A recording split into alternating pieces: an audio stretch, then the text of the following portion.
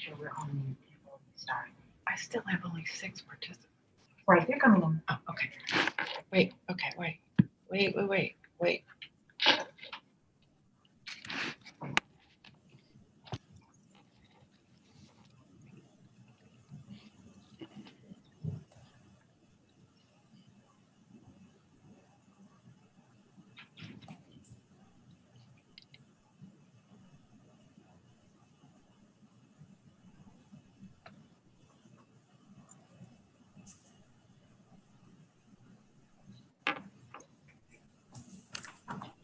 Oh, shucks.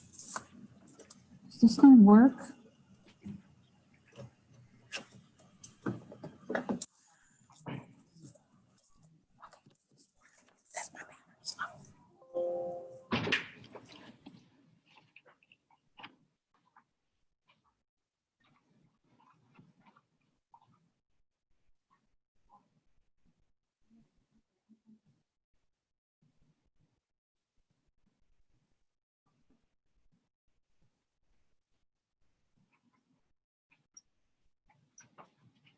Maybe take your screen off. And maybe Okay.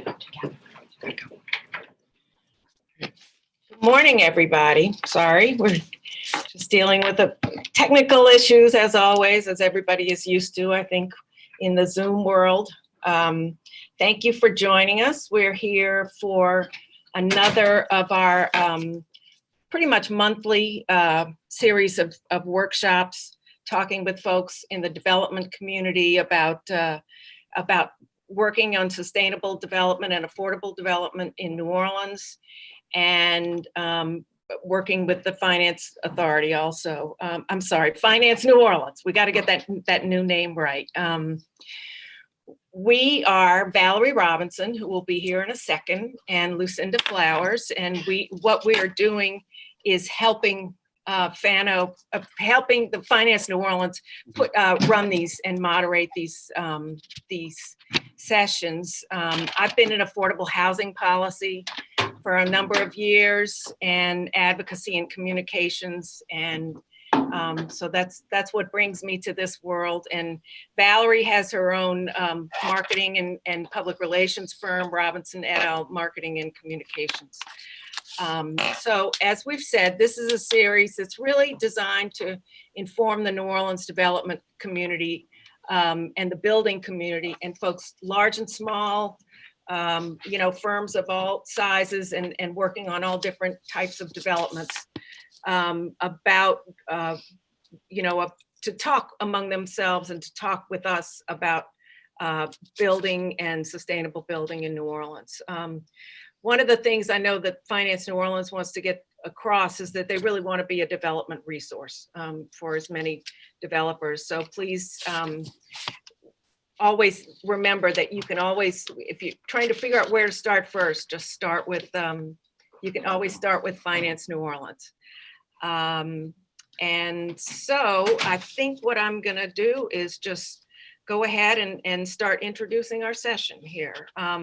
Today's session is called Getting the Deal Done, How to Produce Affordable and Sustainable Housing. I know we've had some sessions that were pretty big picture about low-income housing tax credits and bonds, but today we're really getting down to the where the rubber meets the road, I'd say.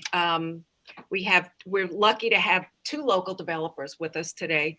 One is involved in the multifamily and commercial world, and one is involved in the single family world. I'm pleased to introduce O.G. Alexander, who is, OG wave, please, so people know who you are. Thank you. Good morning. Thank you. He runs an organization called Home by Hand, and they are single family affordable housing developers in New Orleans. And Jonathan Light is a multifamily and commercial development. He's with a firm, he's with Alembic Community Development. I'm sure probably a lot of y'all know each other who are already on here, and that's great. What they're gonna do, we're gonna have like a conversational back and forth here, where people are gonna talk about their approach.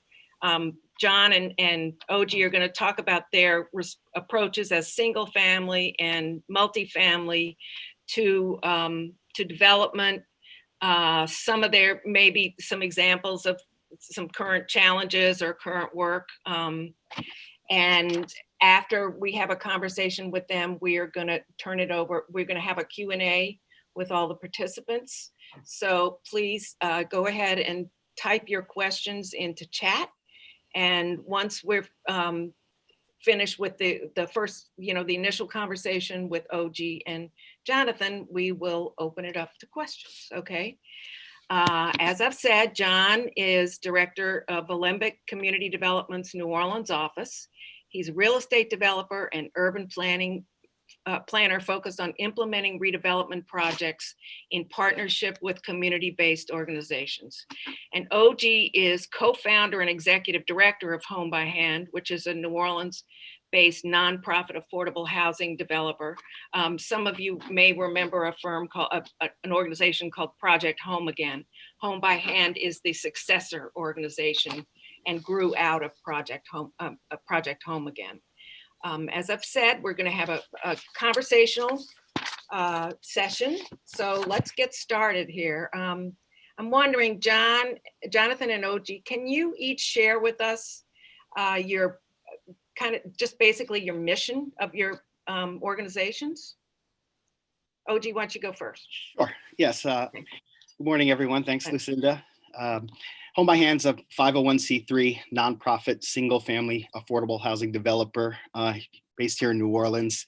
Our focus is growing family assets and family wealth for low and moderate income New Orleanians through home ownership. That's our basic focus. I think that's it for mission-wise. Okay, Jonathan. Yeah, and good morning, everyone. So we're with Alembic Community Development. We're a mission-driven for-profit developer. And as Lucinda said, we work through joint ventures with nonprofit organizations in which we share ownership of properties, decision-making, and economics, we think in a pretty equitable way. We do affordable housing, supportive housing, and then we do commercial spaces. We've done things from a lot of nonprofit facilities, co-working spaces, schools, and now we're going into the cultural arts space. I've been here since 2006, 2007, working for the company. We started in New York before then, so we're a pretty small shop. There's 3 of us here and 3 in New York. And if I'm not mistaken, can I just interject this? And if any of you have seen the redevelopment of the Myrtle Bank School in Central City, and it's the St. Rose of Lima project, right, John? Those are yours, if you're just wondering about some examples of work that they have done.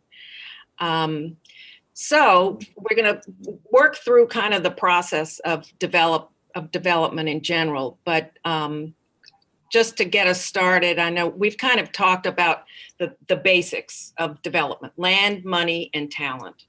And we're going to dig into that a little more, but could you each give us, just in a nutshell, kind of what you found as the most challenging aspect of your work? Sure. If we're talking about land and money and talent to develop affordable housing, obviously all of them are important to be successful. I believe, that we've got a pretty robust talent pool here in New Orleans. There's certainly no shortage of land to be developed and building to be rehabbed. I think on our end, probably the most challenging would be the money part, and specifically homebuyer subsidy. To make our deals work, a lot of our deals in the majority of the neighborhoods that we work in require homebuyer subsidy. And that means that we're, and that subsidy can come from a number of sources: city, state, federal government. But what it does mean is that we are very reliant on outside sources. So it takes a lot of kind of creativity, and really just kind of chasing these deals and finding where the money is, so that we can develop this housing and still keep it affordable to New Orleanians, so low and moderate income home buyers. John? I'm sorry, someone's cell phone is in here going off. The wonders of technology, like we said. Yeah. Sorry about that. So yeah, for us, it's the same. It's always capital. I would say New Orleans, for a city of its size, has gotten more than its share of public money. We need a ton more, like every city does. But I'd say we still have Katrina money that's being spent in the city. I'd say where on the capital side, where we fall short compared to other comparable cities is in private money. Particularly, I'd say probably corporate. In places, Philadelphia, Baltimore, Boston, some of those are a little bit larger than New Orleans, but there is certainly a more robust private sector investment pool for community development real estate in particular. We're challenged less by I said subsidies always challenged, but early pre-development money is always a challenge, right? So you got to spend a lot of money to get certainly projects of scale started. And we don't always have that money. We often don't have that money ourselves. And so finding sources that are willing to come in early on projects can definitely be a challenge. And some of the other areas, I agree. I mean, New Orleans, we have a lot of land. I would say, we have fewer and fewer sites where you can do real density and scale, and particularly those that are, near amenities, near, not necessarily near downtown, but near other parts of the city, right? There's been a lot more, certainly in some good and less maybe good ways, a lot of development in the last few years. And on the talent side, I agree, OJ. I mean, talent's not the question. Capacity, though, certainly is, and not just financial capacity, but human capacity. I mean, we're here a company of 3 people. We could easily be doubling our pipeline if we had another 3 people. So it goes. And so I think I see certainly that there are development opportunities that the development community is not able to take advantage of because of capacity constraints. All right. Valerie, you want to get into land acquisition a little bit? Yeah, so, first of all, you have to get the land before you can do anything else. So let's talk about that a little bit. OG, I know your work is building individual homes on scattered sites. And John, yours is more of involving rehabbing and creating things out of existing structures. So talk a little bit about the differences there and how that works. Sure. And again, so we develop, we build new construction. We made this decision a long time ago to focus on new construction for a number of reasons. Obviously, energy efficiency, storm mitigation, post-Katrina were important factors. Since we are focusing mainly on low and moderate income home buyers, where actually operating costs, ownership costs are important. With new construction, you can build from scratch, you can build to elevation, keep people's people's flood insurance low. Build in your energy efficiency features. So we are generally looking for scattered site. A lot of our land, our land really comes from 2 different sources. The bulk of our land comes from our old Louisiana Land Trust properties that come through the New Orleans Redevelopment Authority through a competitive RFP process. It's the protocol has been, the policy has been for years, that we purchase land at 10% of appraised value through a credit sale, and that 90% balance is forgiven as long as we develop the property in a certain time frame, that we sell to income qualified buyers, and that we meet energy efficiency and storm mitigation standards. And that discounted land is actually really crucial to keeping our homes affordable. We've got to sell at market value. We have to sell at appraised value because we don't want to depress markets, but we've got to find a way to make sure that selling at appraised value, we can still keep these homes affordable. So that subsidized land is technically a pass through to the buyer. That does come at a cost because, the subsidized land is restricted. So we are restricted to what we build, who we can sell to. And at the same time, again, we're very reliant on when that land is available to us. The second pool is the private market and private acquisition. We don't use that pool as often. The privately acquired land is more flexible. It is unrestricted, but it usually comes at a higher cost. So it means, and generally doesn't have subsidy built into it. So we have to kind of create ways to generate our own home buyer subsidy to make those projects work. We have been able to do that, but it's a complicated process. We've created our own third mortgage. We've successfully piloted a cross subsidy project where we sell a house at market rate and use the proceeds to kind of create our own home buyer subsidy to develop affordable housing in high value neighborhoods. But again, it's very complicated. You really kind of have to know your markets, and it really only works in certain areas. But that's really kind of our two pools of land that we develop. And so OG, about how many homes are you building at any one time? I mean, is it just one, or is it? No, we generally, our goal is, our goal is between 10 and 15 houses per year. And again, we are kind of reliant on outside forces, Sure. and everything has to go really well. Yeah. For us to build 10 homes in a year. All right, Jonathan, how about your projects? How do you find them and get them? We're different, but similarities at the same time. So as I said, we're looking for more scale. So we are avoiding scattered site. It's not what we're good at, I would say. My first project in this area was in the Gulf Coast, in a town past Christiane, where we did a for sale development. And we came online right after the Great Recession, 2009, 2010, and I will not do that again. So we're not looking for small, but although it is so needed, and a huge advocate for affordable housing on scattered sites, we can't just have our communities and neighborhoods need different kinds of housing typologies, and it's not just larger, dense apartment buildings. It's got to be everything.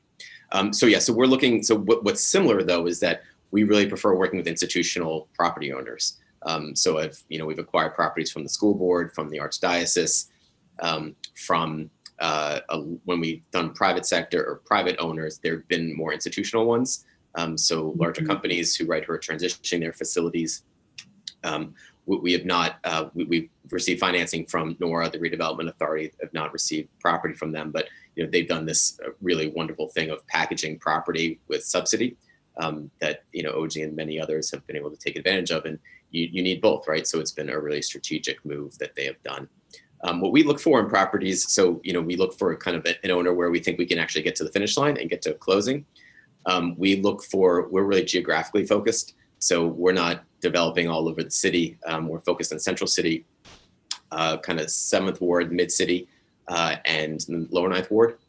Currently, we're in construction on the redevelopment of the former McDonough 19 school building in the Lower 9th Ward with a partner, the Leona Tate Foundation for Change.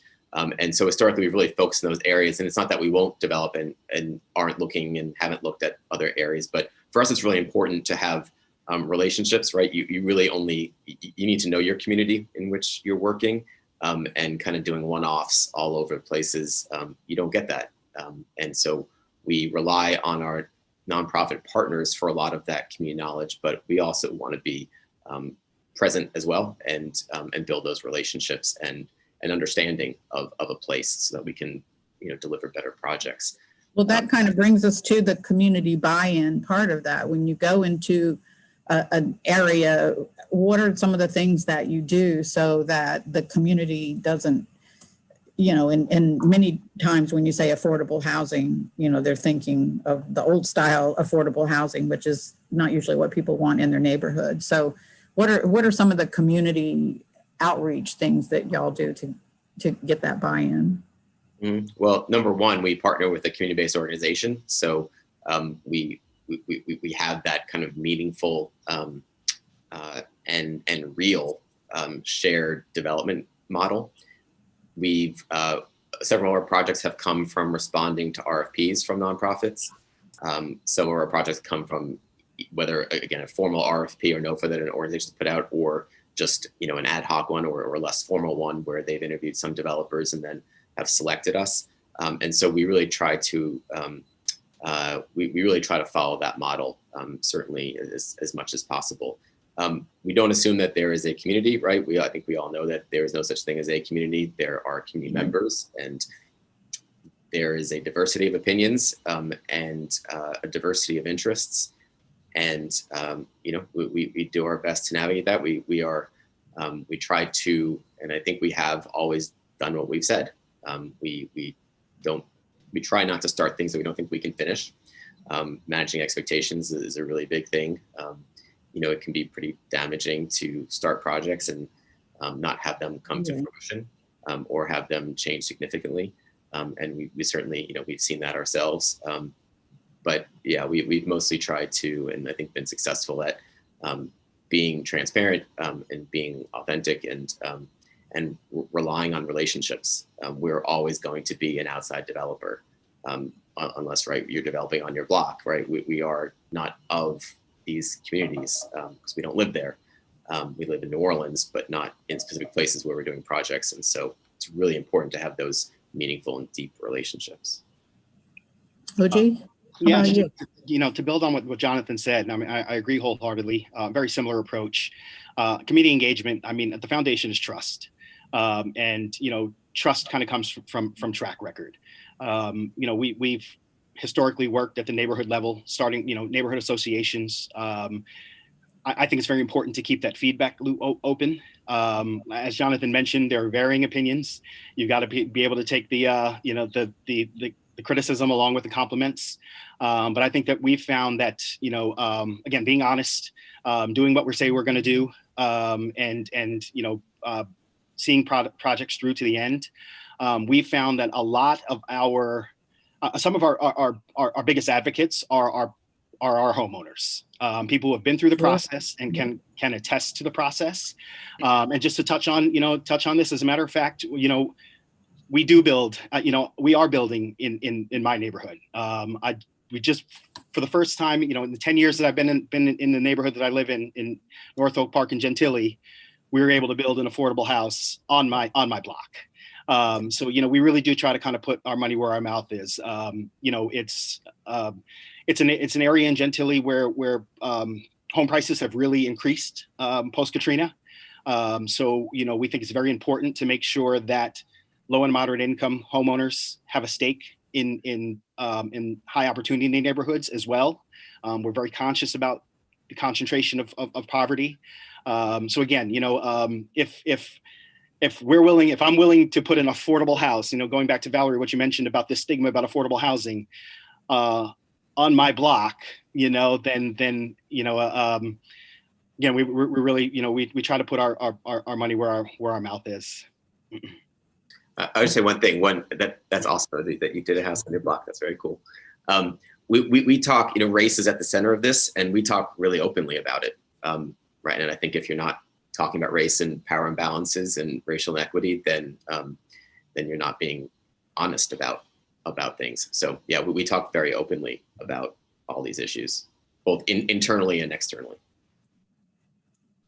Okay, let's move on now to the money part. To the money part. Obviously, the one model is single family home ownership, and you're doing affordable rental and public purpose commercial space. What are the key financing tools that each of you use? Our financing is pretty straightforward. With single family home ownership, it's construction financing mainly. That's what we have to have in place. Unlike Jonathan, our pre-development costs are probably relatively low compared to Jonathan's. We work with a number of lending institutions. There's a mutual benefit to the relationship. Because we develop housing in low and moderate census income tracts, and because we sell to low and moderate income buyers, lenders satisfy their CRA credit by lending money to us at reasonable rates. So that works out pretty well. But it's pretty straightforward. We take out a construction loan, we build a house, we sell the house, we pay back the loan. You know, we also do, I think we do things a little bit differently in the fact that we pre-sell our homes. So the fact that we have buyers lined up and sign contracts before we start construction, it reduces the lender's exposure, which makes them more likely to lend to us. But at the same time, you know, to build those 10 to 12 to 15 houses a year, we might have to have 3 or 4 different lines of credit, you know, to make sure that we've got enough construction financing to get those all done in the calendar year. That's another area where Nora's got a great program. They provide, you know, construction financing through their OHIP, Orleans Housing, their Orleans Housing Initiative program. You know, and this is another area where FNO can step in and be a partner. We've been having ongoing, I'm sorry, not FNO, Finance New Orleans. We've been having ongoing conversations. We're all going to do that. You know, about FNO being, you know, being a reliable source of construction financing at low rates. You know, another area, you know, homebuyer subsidy, again, you always kind of has to figure into it. We can build the house, but if we can't sell it affordably, then what's the point? You know, and this is an area where Finance New Orleans product, their own New Orleans product, where they offer closing cost assistance and closing cost grants and things like that, which can help buyers. You know, there's a number of lenders also offer those. So that's, you know, this is where it starts, where you have to start getting creative and really kind of matching up buyers with the particular programs that will help them get to the finish line and get to the closing table. John? Yeah, so our process is you know, not dissimilar, but I guess different. We I mean, it's one of the favorite parts of my job is figuring out the financing, because every project is different, and yeah, we use, you know, tax credits and that's their similarities, but everyone really is a different animal. And I think you have to welcome the challenge, and you have to welcome it's a puzzle, and how to kind of figure out that puzzle.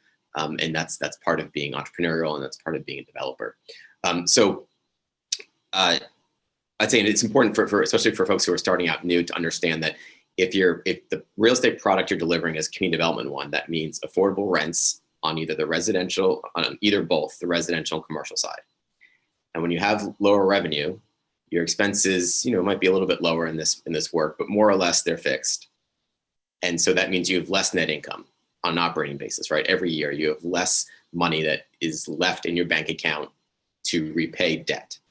And if you can't repay a lot of debt, if you can't service your debt, then that means upfront you can't borrow much. And that's why there are these things called financing gaps. And that's why so many subsidy sources are needed, because what's different between kind of traditional conventional market rate versus community development real estate and affordability is that you've artificially depressed your revenue. And so you're left with less net income to repay. And I'd say it's not just debt, but it's conventional equity as well. So we have to find sources that get repaid in other ways. They get repaid from ways that aren't just operating cash flow. And that's why we use tax credits. So we will, I can say with, I think, reasonable confidence that as a company, we will never do a deal that doesn't have either new markets or low-income housing tax credits in it. It's just too difficult. I mean, we're not doing market rate development, and so there's just not a way really to do that project without it. Well, I should say we did a small, about $1 million project with a lot of kind of non-tax credit subsidy sources for affordable housing, but anything at scale. We utilize historic tax credits almost always, right? At any time, we really seek out historic buildings, not only because they're important to the fabric of our communities and the narratives and the historical events that happen there that need to be preserved and then advanced into the future, but also clearly, right, there's a great incentive. There's a state and federal historic tax credit incentive that can be layered with either the low-income housing tax credit or the new markets tax credit. We do not stop there. I mentioned the McDonough 19 project we're doing in the Lower Ninth Ward right now. It's about a $15.7 million project. So by like real estate standards, not huge. I mean, not tiny, but not huge. And we have 12 sources in it. I don't recommend that. I'd say it's not only on the closing side is it tough. I mean, like now I spend way too much of my day doing financial management with all these funders, right? From different draw requests to takeout sources and then literally compliance. But that's what was needed, right? We just could, it's a project that's all about affordability. It's about racial equity. And there's just no way to raise and secure $15.7 million without having a multitude of sources. And so I'll just run through quickly the kind of laundry list of some other ones. City, right? So the city has annual, if not sometimes more, NOFAs, Notice of Funding Availabilities, for home funds, for sometimes CDBG, and then sometimes for something that people may know called NIF, the Neighborhood Housing Improvement Fund, I believe is the right wording. That's right. And so those are great sources to support affordable housing. The state, so the Louisiana Housing Corp, folks may know it because it has low-income housing tax credit, and it does QAPs every year. But in addition to that, it has other subsidy. It also has home money. It has CDBG funds. And sometimes those are prescribed to layer directly with tax credit deals, and sometimes they're not. Sometimes they're discrete kind of NOFAs. On our McDonough 19, I was able to get a $2 million allocation of National Housing Trust money. And that NOFA was specifically excluded layering with low-income housing tax credits. So that was one of the things that pushed us and pushed me to say, like, we're going to do McDonough 19 as a new markets deal so that we could be eligible for $2 million of housing trust fund subordinate debt from the state. On this project, we received 3 separate grants from the National Park Service, which has several programs for African-American civil rights sites, as well as a great program called Save America's Treasures. If you're doing any important historic sites, we received 3 $500,000 grants to do historic preservation. There's a great program that I always trumpet that the Louisiana Department of Environmental Quality runs. It's an EPA brownfields fund. And if you're doing any historic preservation, you know that you have lead-based paint, you have asbestos, let alone if you have underground storage tanks and other remediation to do. They provide grants, sometimes up to $100,000, sometimes up to $150,000 to deal with your remediation. And it's a wonderful source. The Federal Home Loan Bank has an affordable housing program, grant program that a lot of us use, depending on the bank, the Federal Home Loan Bank that you use, depending which region. You might be able to get up to $500,000, up to $1 million. Some can go higher than that. And these are grant sources, right? And so getting back to my original point is that there are sources that you don't have to repay from cash flow, whether it's tax credits that they receive, and some tax credit investors receive cash flow as well. But it's very different from conventional debt or equity. And that's what makes these projects possible. Lastly, is that you have to think about your development financing, of course, but then you also have to think about on the operational side. And so I said, right, your revenues are depressed and expenses, energy doesn't cut you a break on your light bill because you're doing affordable housing, but Finance New Orleans does, right? And so we are on McDonough 19, we're one of 2 projects that are the first ones to go through their pilot tax abatement program. And we were approved for a 40-year abatement. And it's an amazing program. And I can't say that enough. Previously, the program that existed, there's obviously a pilot at the IDB. We use the tax pilot payment in lieu of taxes. Let me Right. just say that. Okay. Yeah, thank you. Yeah. And it's right. It's sizing your real estate payment to your project's ability to pay, more or less, right? There's a lot of other factors that go into it, but what Finance New Orleans has recognized is that that what I'm describing, that you're depressing your revenues to provide the public benefit of affordable housing, but your project has to cash flow, right? You have to be able to pay bills, you have to pay insurance, you have to pay property managers, you have to pay utilities, and so by writing down the property tax payment in exchange for providing that affordability is critical. Absolutely. Right. I'm thinking in the interest of time, we should probably move on. And let me just say quickly that Finance New Orleans can be one of the resources. I think we touched on that at the beginning, but it can be one of the resources you come to when you're trying to figure out this puzzle. I love the word that John used because it is a puzzle. Valerie? Well, and also, I think it's important that we're hearing from developers on, doing very different things who can find the resources at Finance New Orleans. So I think that's a little plug for them. So yeah, let's talk a little bit about the team that you need to get this deal done or any deal done. I mean, I think y'all are fairly lean and mean in terms of personnel and stuff. So how do you determine who does what and, when you need outside resources, and how do you work that? OG? Yeah, and this is the important piece. We talked a lot about the resources that are out there, but it's really your team that gets the deal done. This is where, and this is something. If I fear that Jonathan and I have kind of made this sound a little simple, but this is really kind of where all of these kind of pieces fit together. Whether it be, you're from your in-house staff to your contractors to lending partners, relationship with the city. We're a staff of 4. Jonathan is a staff of 3, if I'm not mistaken. Everything from market research. We've got 2 licensed realtors on staff. These RFPs, these competitive processes that that I talked about. Somebody's got to seek them out. Somebody's got to respond to them. Somebody's got to write these applications. My senior project manager, Andy Fritschel, is very talented. We pride ourselves. We score, if not the highest, we're within the top 2 in almost all of our responses. Our design and development team. We are collectively, our staff of 4. Before the end of the year, we will sell our 200th house since Hurricane Katrina. This all comes with a lot of experience. Everything from houses that were 100% subsidized to houses with no subsidy, using federal money, using state money, using local money, using philanthropic money, and how to put all that together. The design team and your construction team. We've got a very close relationship with our builders, TKTMJ. Something else that we do very differently. We sign a fixed contract with them, fixed price contract. We know exactly how much our houses are going to cost. There are no surprises.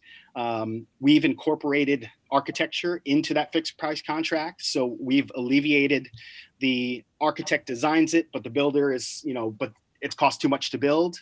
We've alleviated that, and we task our architects. We work with a great team over at Collectivo who, we task them with design us a great house that fits into our financial box, and they do a fantastic job of that. In-house construction management. I've got a project manager who works very closely, Caitlin Williams, who works very closely with our builder on quality control and making sure that these projects are getting built in the time, in a timely fashion. Again, we pre-sell. So not only, and one of the reasons that we do pre-sell, and this gets back to something that Jonathan alluded to, is because we want to make sure that we are serving the people that we intend to serve. Most of our projects, the one determining factor is income. It doesn't take wealth into consideration. So if you meet income guidelines, not all things are equal. We have to, within the confines of fair housing laws, we've got to create programs that help us best serve the population that we're trying to serve. And our director of homebuyer services, Erica Torriello, is one of the best at the business at identifying, working with buyers, educating buyers, pairing them up with lenders based on their particular situation, getting them through the process, managing expectations, sometimes being a therapist because buying a home is a daunting process, and getting them to the closing table. There's a lot of labor involved in that. I think there's this understanding that people go to homebuyer training and these homebuyer training courses are extremely valuable. But there's a lot in between homebuyer training and getting to the closing table.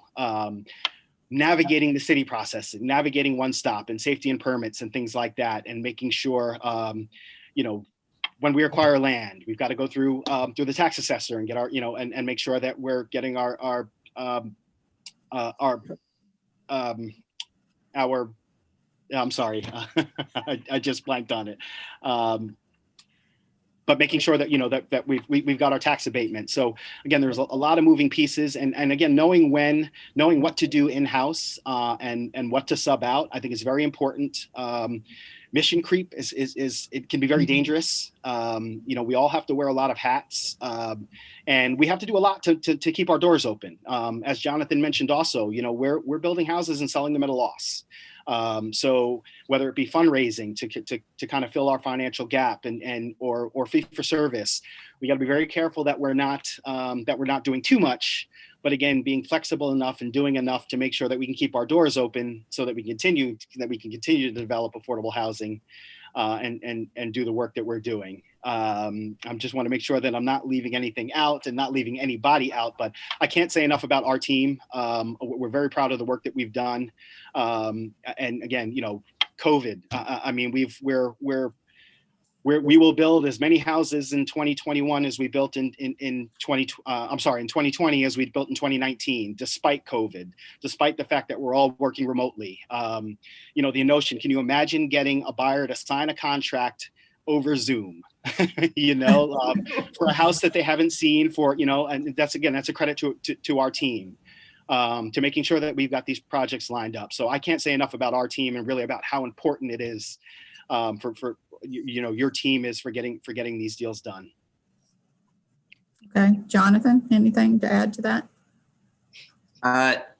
Yeah, I mean, echo all of it. People describe developers as jack of all trades, or you got to know a little about a lot, and I think honestly, you got to know a lot about a lot, and that's part of what makes it such a great profession. And so, yeah, it's knowing what you know and knowing what you don't know. We like to say we punch above our weight. We're a small shop, but we do a lot in-house. We do a ton in-house. And so we kind of strategically, our skill sets in-house are overlapping, but then strategically complementary. And it's kind of a clear division. My longtime partner, Mike Grody, is an architect and developer, and knows buildings better than our contractors, and can design some things that our engineers don't think of. So, you need to know things, I would say. And when you don't, it's not just, right, you shouldn't expect that your architect or contractor manage themselves and are going to be an owner. You have to be a really informed owner, I think, to be really good at this work. So just, understanding what you can do yourself and when you can't, making sure that you have the right expertise. In prep for this, we talked about community engagement, and I'll reiterate what I said. I'm a huge advocate of not outsourcing community engagement. I think as developers, you have to be out there yourselves. I cringe when I see, attorneys, architects, consultants, others, like always the ones representing other people in communities. That's not to say that you don't need help. And like we've certainly hired facilitators for things and things like that, but you have to participate yourself. I think if you fully outsource something like community engagement, I think that's not a good approach. And it's not a good approach with community, and it's not going to be an effective one. Trying to think of anything else. Last thing I would say is that the way OG described working with their home buyers and potential home buyers is it's very parallel to how we work with our nonprofit tenants. We're working for years with our nonprofit partners who are going to be occupants of our buildings in preparation for that, right? Everything from fundraising to operations to capacity building to, helping create policies and procedures to, we really believe in building capacity. And it's never, it's not, we don't get paid for it. And it's not like the kind of, I don't know, like front and center part of the work, but the behind the scenes work is absolutely critical. Otherwise you end up with unsustainable tenants. And we've ended up with that too. I mean, like we had, you mentioned one of our buildings, and we had Dryades Public Market that closed after 3.5 years. It wasn't a sustainable tenant. And so that stuff happens. And so we spend a ton of time over years working with our partners to help in sustainability of operations. Well, that kind of moves us on to the next topic. It looks like we have several questions lined up, which is great. So just quickly, talking about the tenants or the buyers, how do you find them? Both of you, each of you. again, so we rely very heavily on really just word of mouth marketing. Again, we talked a lot about our reputation, about our track record. We talked about previous homeowners from our predecessor organization being some of our best advocates. But we also rely very heavily on our partners. In the nonprofit world, our affordable housing development, we consider them all partners. There's a lot of resource sharing, there's a lot of information sharing. Again, we pre-sell, so we've got a pretty robust pipeline built up that kind of gives us the ability to allow our buyers the time that they need to become mortgage ready. But again, it really is. It's a lot of print marketing. It's a lot of just kind of getting out there in the neighborhood. I just, to be honest with you, we're talking a lot about community engagement. Real world, I just got a text from our contractor's foreman, who's out there spreading dirt on a project we're about to start, that letting me know that a neighbor came out and he's unhappy that we're building affordable housing. So after this phone call, I'm going to have to go out and I'm going to have to go have a conversation and explain. And again, this is what Jonathan was talking about, getting out there and explaining, this is what affordable housing means. This is what we're doing in this neighborhood. And, our job is to turn that person who obviously is uninformed about what we're doing into an advocate. But, really, again, for us, it's just kind of getting out there and talking and showing off our work. And, our previous buyers really help us sell our homes. Yeah, and absolutely. I can answer that a little bit differently. It's on the commercial side, it's relationships. It's the best way to find people. And I will say this, that can be a dangerous thing, right? Because then it's like you're working with people and so I don't necessarily mean it that way. I mean it through, just like OG will find home buyers, new prospective home buyers from previous home buyers. We work with so many people in the nonprofit sector here and related in different issue areas, from social justice to education to cultural arts, that it's a great thing about New Orleans. It's kind of it's intimacy and it's small community. And so you can meet a lot of, just really aligned organizations and institutions that way. And this is bringing something, because based off what OG is saying, I should have mentioned earlier, is that property management is something we absolutely outsource. We do not do any property management. We would never do that. It is such a tough business. And so, we work with great external property managers.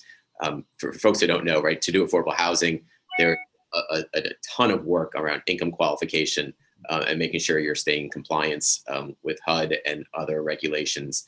And if you have enough scale of your operations, you can do that in-house.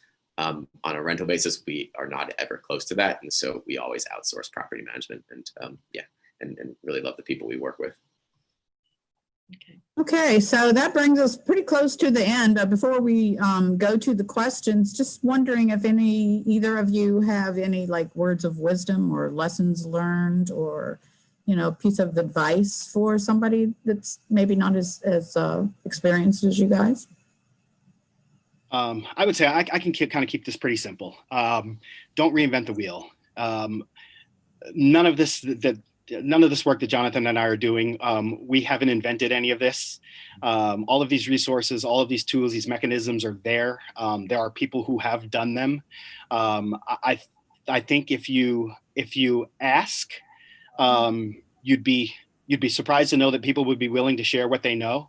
So rely on your partners, and really there's a cost to starting over. There's a cost every time you have to start something from scratch. So if you find that somebody has done something, find what has worked and kind of roll with that. And again, this just gets back to finance New Orleans. Look at the projects that they have financed or the projects that they're working with. Do I fit into, the same categories of some of these projects? Yes. Okay. So maybe this is a good fit. But I think just kind of do your homework and try not to reinvent the wheel. I would say two things. We definitely don't reinvent the wheel. And that's one thing one of the reasons that we focus in neighborhoods and communities in particular is to build on relationships that we already have, rather than starting over with relationships. I would say two things. In selecting your partners and team members, there can be an inclination, especially when you're doing tight projects, to go with low cost and low bids and things, and know that unless you're doing a public job, and I don't mean public money, but if you're a private, nonprofit, or for-profit entity with public money, you do not have to select contractors, architects, et cetera, based off lowest cost. And while budget is always a top concern, if you need to choose the people who are right for your project. And if you're just going with people who are, going to charge you the least, you'd be surprised how you end up paying for that later on.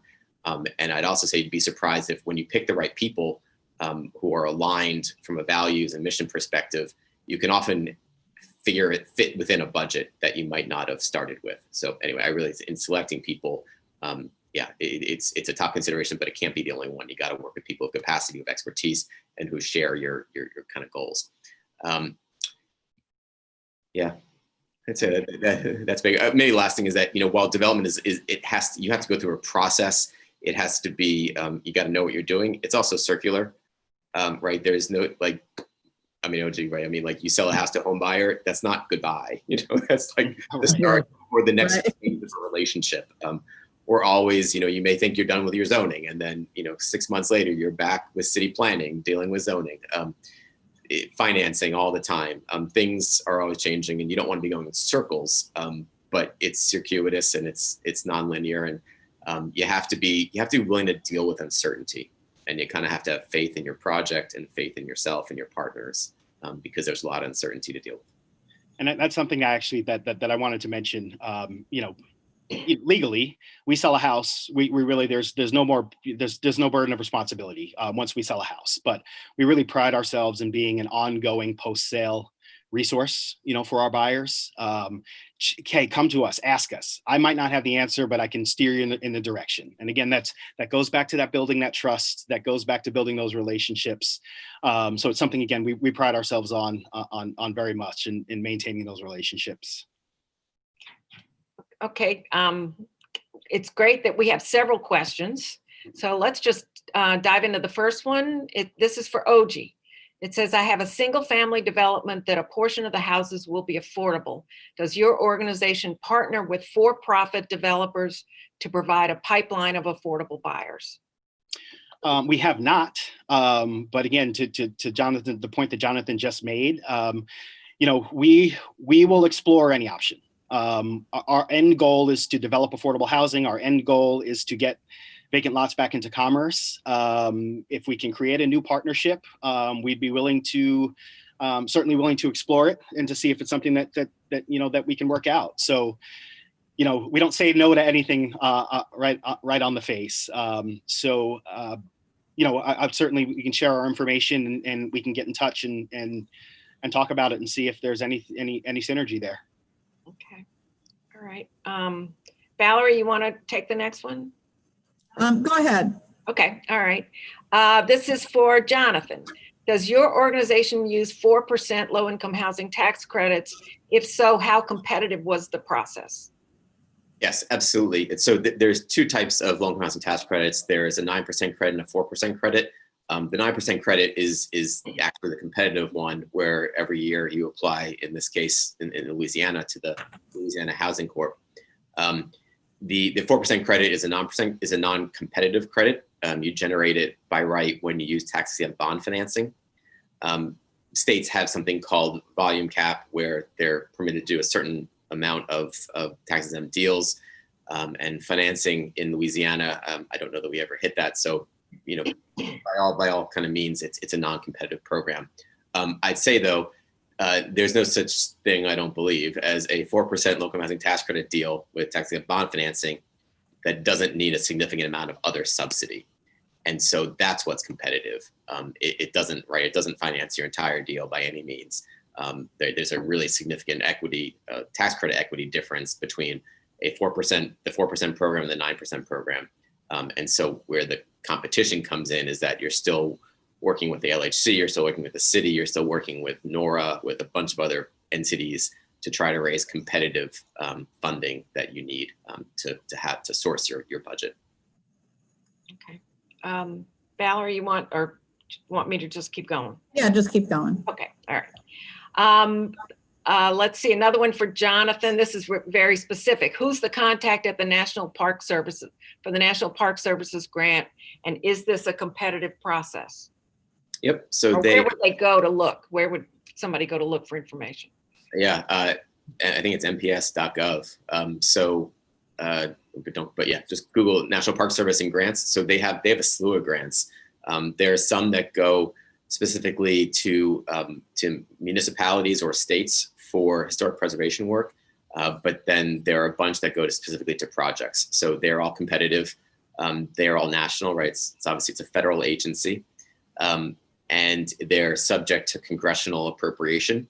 So that's where we didn't get to talk too much about the political process of development, but in order to be, I think, long-term effective and sustainable as a developer, part of it is getting involved in policy and advocacy work. So, talk to your senators and representatives and encourage them to support funding for programs like the National Park Service has. They release their notices of funding availability, if not every year, whenever Congress appropriates money for them. And then it's a competitive process. And it's a lengthy one. We didn't get to also talk about one of the challenges of financing is lining up all of your sources from a timeline perspective. And it's often challenging, right? They all have their different timelines and when they're available and when they need to close or when you're going to lose the funds if you don't close. Anyway, it's one thing where you just want to check regularly those websites, and they usually give an indication of when they're going to release applications. Okay. I think we could, if we wanted to, we could make this about a 3-hour session. Yeah. I think. This is a question for OG. Is there any reason that you choose to sell the affordable homes versus rent the homes out at affordable rates to tenants? It's what we know. Again, like Jonathan was talking about, when he mentioned 12 layers of financing for a particular project, that's enough to make my head spin. We do affordable home ownership because that's what we know. That's in our wheelhouse. We are actually slowly making our transition into rental again, because a lot of the resources are geared towards rental housing. But we have to kind of take baby steps. We might start with doubles and then maybe move into 3 and 4 unit projects. But again, we're pretty efficient at home ownership. Obviously, where Home by Hand came from was about building equity, building generational wealth, and the opportunities that home ownership creates in doing that. But the simple answer is that's what we know, and that's what we're good at. So that's what we do right now. And this is for both of you. Are any mortgage loans out there that favor affordable rental projects, preferably to make it easier on the developer?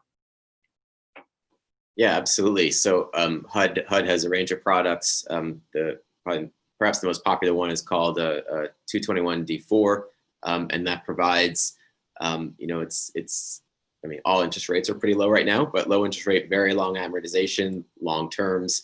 It's a wonderful program, and sometimes it's really required in order to do a long compensation tax credit deal in particular. But there are others, and especially in this kind of interest rate environment, there are certainly others. We didn't get to talk about sources called CDFIs, Community Development Financial Institutions, and they are essentially nonprofit lenders that make investments in a lot of affordability and or community development real estate. And they can be great sources. Some of our local ones are Newcorp, Hope, Liberty Bank is a CDFI, among other things. And then there are great national ones. And so there are national CDFIs who have invested in multiple projects in New Orleans that are very good opportunities for capital for affordable projects. Okay, OG? And for us, it's a little bit different. As far as mortgages goes, as a nonprofit, we're not looking for investment of that type. What we are dealing with mainly is our buyers and their mortgage when they purchase the home. So again, we work with local financial institutions, Hancock Whitney. We work with Regions Bank and Home Bank. we've been, again, having conversations with Finance New Orleans about what their green mortgage product looked like. So on our side, what we're really trying to do is we try to pair buyers up with the right mortgage product for their particular situation. You might have a higher credit score, but you need some closing cost assistance. So we might pair you up with a product that offers, a lender that offers you homebuyer assistance. Your credit score might not be as high, but you've got some money in the bank. So we might pair you up with a product. Again, we work with lenders that get the deals done. That's really the first and foremost. But I think it's a little bit different on the project side when it comes to mortgages. We're just really a resource to help our buyers find the right mortgage for them to get to the closing table. Okay, and this is the last question. It's pretty specific for OG, if I can speak. What are you building your houses at per square foot, dollars per square foot? We're at about 132 a square foot, again, which is relatively, you can certainly build for less, but in addition to the, energy efficiency, storm mitigation standards that we have to meet through the programs, through NORA, through the city of New Orleans. It's another thing that we've always really kind of put at the forefront. In addition, it's another reason why we do new construction. You've got to factor in the cost of owning that home, and all of the energy efficiency features have to get factored into that cost. So we spend a good amount of money on insulation, on windows, on HVAC, to make sure that the end user has low utility bills. We've built to just about every standard out there, but really what it comes down to, a lot of those standards, those are for the builders and for the architects and for the developers. What it comes down to is, what does my energy bill look like at the end of the day?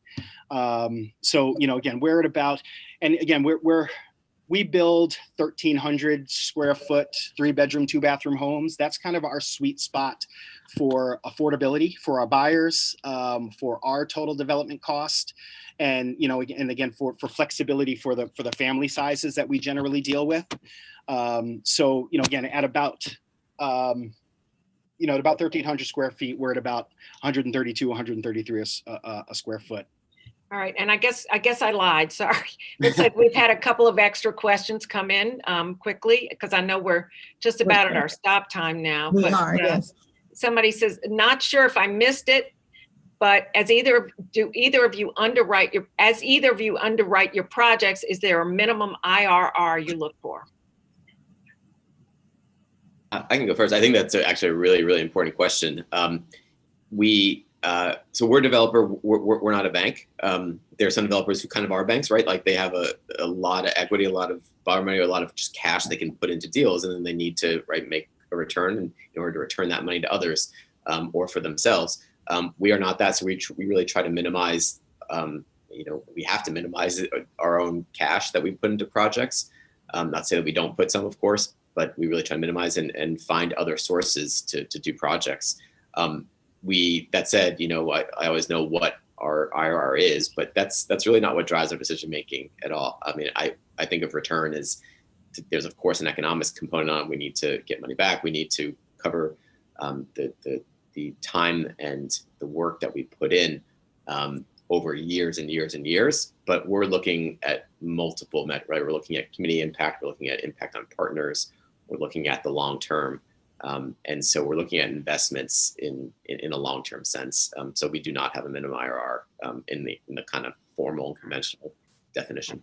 All right. So the other question was, what would that range be? So it sounds like you've addressed that as well. OG, do you have anything to add to that? No, we don't really work in terms of IRR. Yeah. We kind of operate on a developer fee, and that can be anywhere between 10 to 15% per project is what we're hoping to get, walk away with the developer fee, depending on the project, depending on where it is.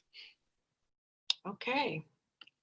All right, Valerie, you want to close? Yeah, so thank you everyone for coming and hearing this. Very enlightening.